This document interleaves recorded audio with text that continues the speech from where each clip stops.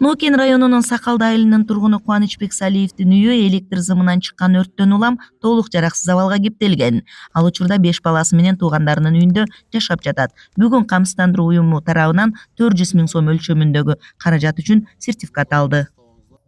2026 жылы 25 январь күнү кырсыктан токтон өрт чыгып, ошо кырсыктаган элек мамлекет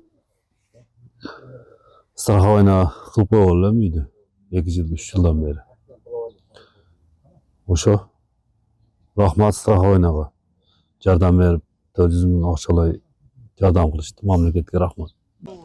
Үрбай Өсөров 4 февралда Honda жас үлгүсүндөгү унаасын айдап бара жатып кырсыкка кабылган. Унаада небереси жана келини да болгон. Бактыга жараша баары аман калганын айтат. Камсыздандыруу уюму тарабынан 150 000 сом өлчөмүндө каржылык төлөм берилди.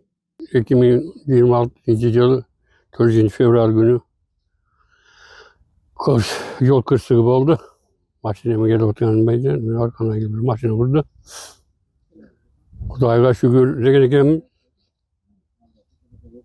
Неберем келиним барды жакшы. Өзүм эми жакшымын.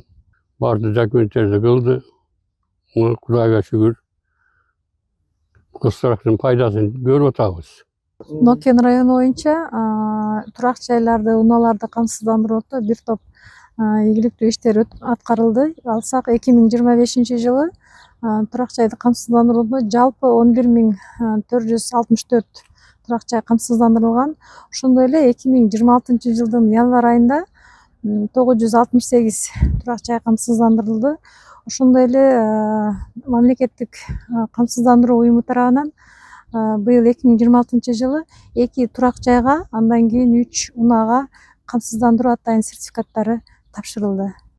Ар кандай кырдаалда калктын материалдык абалын колдоо үчүн мамлекеттик камсыздандыруу уюму жардам көрсөтөт. Турак жай жана унааны камсыздандыруу боюнча иштер токтоосуз жүргүзүлүүдө. 2026 жылы облус аймагында 9000ден ашуун турак жай жана 2000 унаа камсыздандырылган.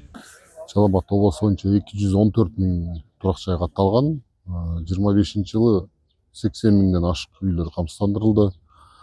29 турак жайга төлөнүп берилди чыгымдары кырсыктаган турак жайларга. 26 жыл болсо 9 000ден ашык турак жай камсыздандыруудан өттү.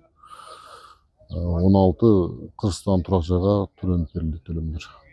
Мамлекеттик камсыздандыруу уюмунун Жалал Абаддагы филиалынын кызматкерлери жергиликтүү район, шаар башчылары жана жол кайгыл кызматкерлери менен биргеликте тыгыз иш алып барышууда. Камсыздандыруу кызматы ар кандай кырдаалда колдоого алууга даяр. Кыял Сабирахунова, Бийбек Жумабаев, ЛТР, Ноокен районунан.